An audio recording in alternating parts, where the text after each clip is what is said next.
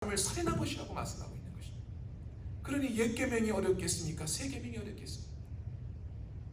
옛 계명은 겉과 속이 다를 수 있습니다. 속은 안 그러면서 겉으로는 그 말씀을 지키는 척하고 살아갈 수 있습니다. 속으로는 더럽고 추한 것이 가득하는데 겉으로는 사람들 앞에서 그냥 경건한 척하고 살아갈 수 있습니다. 그게 옛 계명입니다. 그런데 새 계명은 그렇지 않다는 것입니다. 겉과 속이 다를 수가 없습니다. 하나님은 겉을 보지 않고 하나님은 중심을 보시기 때문에 겉과 속이 다른 것으로 새 계명은 지켜질 수가 없는 것입니다. 우리가 누구를 용서할 수도 없고, 아니 용서되지도 않고, 용서하려는 마음도 생겨나지도 않고 그런 삶을 살아가는 우리입니다. 그런 우리에게 우리 주님께 이렇게 말씀하십니다. 내가 죽기까지 너희를 사랑했으니까, 내가 죽기까지 했으니까 너희도 그렇게 사랑하라고 얘기하시는 것입니다. 사랑하라. 죽기까지 사랑하라고 이렇게 말씀하고 있는 것입니다. 이런 사랑을 내가 하려니까 이것이 도저히 안 되는 것이죠. 그런 사랑을 내가 실천하려니까 안 되는 것입니다. 그러니까 어떻게 하는지 압니까? 사랑하고 용서하고 막 품어줘야 되는데 그거 안 되니까 교회 와서 더 열심히 전도하고 봉사하고 헌신하고 섬기고 수고하고 온갖 노력을 다 하는 겁니다. 미운데 용서가 안 되고 밉고 그냥 화가 나는데도 그냥 교회 와서는 열심히 하는 겁니다. 왜? 그걸로 위안 받으려고. 그냥 교회 열심히 하는 걸로 하나님 앞에 위안 받으려고. 하나님 나 이렇게 열심히 하고 있잖아요. 나 이렇게 노력하고 있잖아요. 하나님 아시지요? 그걸로 그냥 넘어가려고. 그렇게 교회 생활을 하는 분들이 있습니다. 그러다 보니까 아직과 고집으로 교회 생활을 하는 거죠. 미움은 그대로 그냥 속에 가둬둔 채, 화가 나고 분노나는 거는 그 숨겨둔 채 겉으로만 열심히 하는 척 하는 겁니다. 하나님이 그것을 과연 받으시겠냐는 것입니다. 죽기까지 사랑하는 마음으로, 죽기까지 섬기는 마음으로 우리가 서로 이렇게 봉사하고 섬긴다면 그 교회는 얼마나 은혜롭겠습니까? 그렇게 되지 않는 거예요. 어떤 교회는 이렇게 사랑하고 섬기는 게 안 되니까 섬겨 사랑하라고 아무리 얘기를 안 되니까 교회에서 프로그램을 만듭니다. 무슨 수련회 뭐 이런 거나 아니면 무슨 세족식 뭐 이런 거 만들어 가지고 서로 막 섬겨주게 하고 서로 막 발 닦아주면서 말이에요. 서로 고백하게 하면서 그때는 뭐 울고 불고 서로 사랑한다 그러고 내가 용서한다 그러고 막 얼마나 분위기 좋고 천국 같아. 근데 그게 딱 끝나 일주일도 안 돼가지고 마음이 확 돌변해가지고 그렇게 울었던 사람이, 나를 그렇게 안아줬던 사람이 뒤에서 내 욕하고 그러는 거예요. 손가락질하고 그러는 거예요. 프로그램이 사람 바뀌는 게 아니에요. 겉으로는 주님을 사랑하고 이웃 사랑한다고 하지만, 그래서 막 그냥 봉사하고 열심히 내는 것 같지만 반대로 여러분 하나님 사랑 안 하고 이웃 사랑 안 해도 겉으로 열심으로 봉사할 수 있다는 걸 알아야 돼요. 절대로 겉으로 하는 걸로 그 사람을 여러분 봐서는 안 되는 것입니다. 나타나는 것으로 그 사람을 봐서는 안 되는 거예요. 열심히 하고 충성하지만 그 사람 안에 뭐가 들었는지 어떻게 알아요? 무슨 마음으로 하는지 우리가 어떻게 압니까? 이 에레미야 7장 말씀해 보면은 1절부터 11절에 이렇게 말씀합니다. 여호와께서 에레미야에게 말씀하시기를, 너는 여호와의 집 문에 서서 이 말을 선포하여 이르기를, 여호와께 경배하러 이 문으로 들어가는 유다인아 다 여호와의 말씀을 들으라. 만군의 여호와 이스라엘 하나님이 이같이 말씀하시되 너희 길과 행위를 바르게 하라. 그리하면 내가 너희로 이곳에 거하게 하리라. 너희는 이것이 여호와의 전이라 여호와의 전이라 여호와의 전이라 하는 거짓말을 믿지 말라. 너희가 만일 길과 행위를 참으로 바르게 하여 이웃들 사이에 공의를 행하고 이방인과 고아와 과부를 압제하지 말며 무지한 자의 피를 이곳에서 흘리지 아니하며 다른 신들을 쫓아 스스로 해하지 아니하면 내가 너희를 이곳에 거하게 하리니 곧 너희 조상에게 영원 무궁히 준 이 땅이니라. 이렇게 말씀합니다.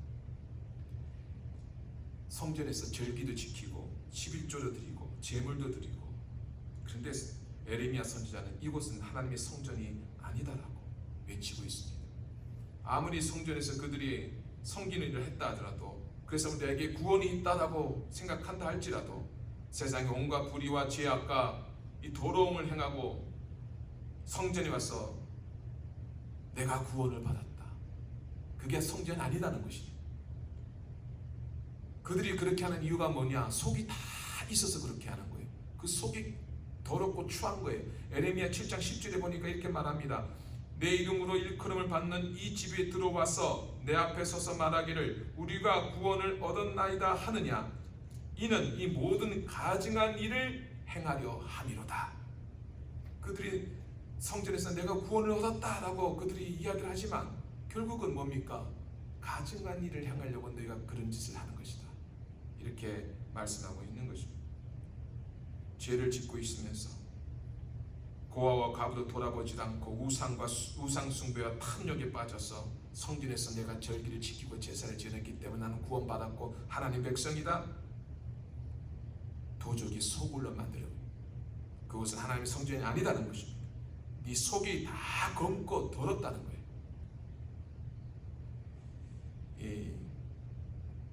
우리가 예수님 말씀하신 이 세 계명 안에 하나님을 사랑하고 이웃을 사랑하는 삶을 살아가고 있는가? 정말 겉과 속이 다르지 않는 하나님 앞에 그런 삶을 우리가 살아가고 있는가? 우리가 한번 돌아볼 필요가 있습니다.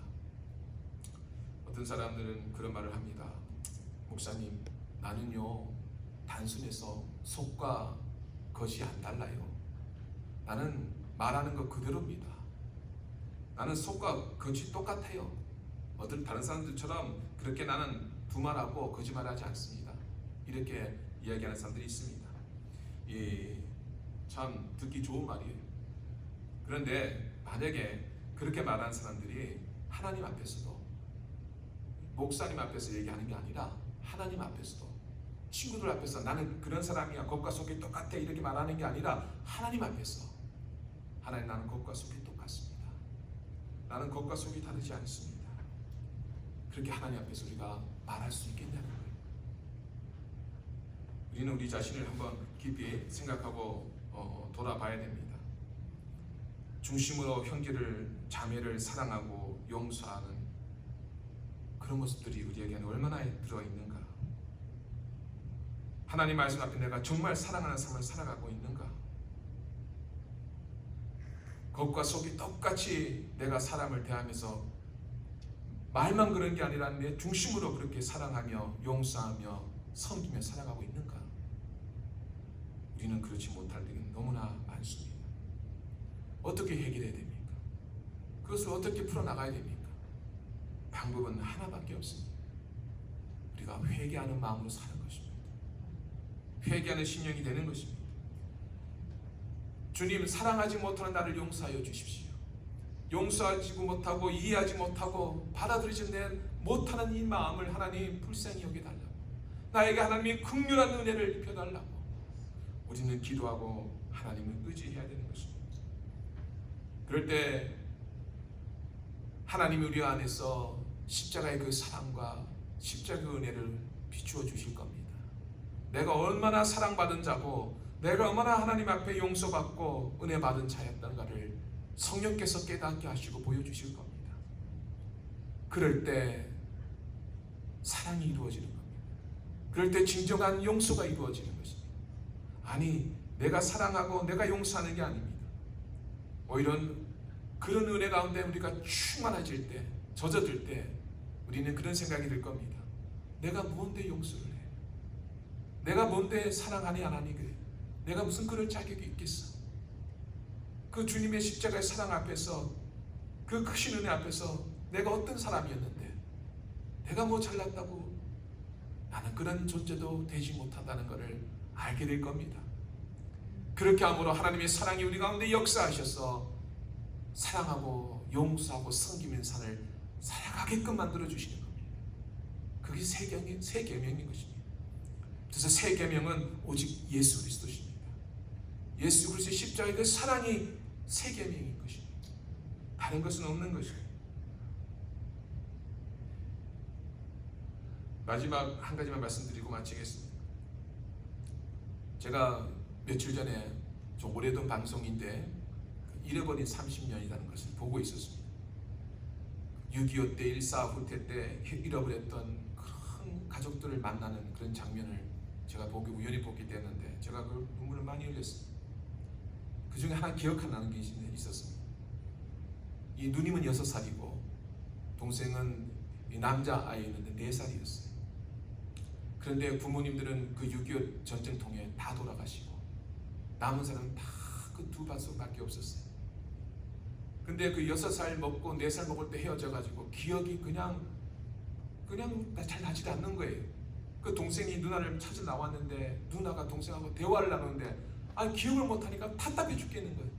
근데 기억하는 거는 엄마, 아빠 이름 그거밖에 기억이 안 나는 거예요. 아무것도 기억이 안 나요. 그래서 이 누나가 너무 답답해서 보니까 얼굴이 너무 닮았어. 너무 답답하니까 누나가 뭘 물어봐도 이걸 저걸 물어봐도 모르겠어요, 기억이 안 나요, 잘 모르겠어요, 그러기만 하는 거예요. 누나가 한 가지 얘기 딱 하는 겁니다. 혹시 너 무릎 위에 큰 상처는 없냐? 있다는 거예요. 언제 난 상처냐? 자기 언제 난 상처인지 기억도 안 난다는 거예요. 아주 어릴 때 난 상처 같다는 거예요. 그때 그 누님이 이야기하더라고요. 사실 내가 6살 너 4살 때 내가 친구를 하고 놀러 다녔는데 네가 하도 따라다니고 누나 따라다녀가지고 내가 너무 미워가지고 그냥 따라온 애를 그냥 확 밀어버렸다는 거예요. 그 동생이 넘어지면서 나뭇가지에 확 찔려가지고 상처가 크게 났다는 거예요. 그 자기는 놀라서 도망갔는데 나중에 저녁에 와보니까 어머니가 그 상처를 이렇게 약을 발라주면서 돌아온 딸에게 막 야단치더라. 너는 동생을 이렇게 해놓고 어디 갔었냐고 막 야단치더라는 거예요. 그리고 그러니까 6살 때 자기가 그랬으니까 그 생각, 자기가 동생을 밀어서 그렇게 난 상처니까 그걸 기억하고 있었던 거예요. 그래서 그 상처 있냐? 있다는 거예요. 있다는. 그래, 너 내 동생 맞다, 내 동생 맞다. 우는데요. 그냥 봐도 눈물이 나더라고요. 제가 그거 보면서 마음속에 이렇게 막 솟아오르는 생각이 있었어요. 우리가 예수님의 손과 발에 그 옆구리에 찔린 상처, 그분이 십자가로 말미암아 흘리신 그 상처가 우리 증거가 아니겠습니까? 우리가 어떻게 형제 자매가 되었는가? 우리가 어떻게 한 식구가 되었냐? 주님이 흘린 그 상처 때문이에요. 그 피 때문이에요. 그래서 우리가 예수 안에서 한 식구, 한 형제 자매가 된 거예요. 그 상처로 말미암아. 그 상처가 어떤 상처인지 우리가 기억하는 거예요. 다른 건 몰라도 그것만은 우리 꼭 기억하고 살아야 되는 거예요. 그분이 흘리신 피를 꼭 기억하며 살아가는 거예요. 그럴 때 여러분, 그 예수님이 우리를 위해서 받으신 그 상처로 인해서 우리는 형제 자매인 것을 알게 될 겁니다. 그러면 우리가 서로 섬기고 사랑하며 서로 안타깝게 이렇게 여기며 살아가는 것은 당연한 건 아니겠습니까? 너를 위해서 아니면 나를 위해서 우리 예수님이 이렇게 상처받고 피 흘리시고 죽기까지 하셨는데, 내가 무엇이 간데 당신이 무엇이 간데 우리가 무엇이 그렇게 가치가 있고 고귀하다고 그렇게 하셨는가? 그렇게 생각하면서 여러분, 당신 하나님 앞에 그렇게 귀한 자고 나도 그렇게 귀한 자고 그 심령으로 우리가 살아갈 때 그 십자가의 은혜가 우리를 사랑하게 하시고 섬기게 하시고 용서하게 하시고 그렇게 우리를 만들어 주실 줄로 믿습니다. 다른 것 없습니다. 우리 하나 되게 하시고 서로 사랑하라고 하신 것은 죽기까지 우리를 사랑하신 주님의 부탁이고 주님의 말씀이었기 때문에 우리가 그 길을 쫓아야 될 줄로 믿습니다. 기도하겠습니다.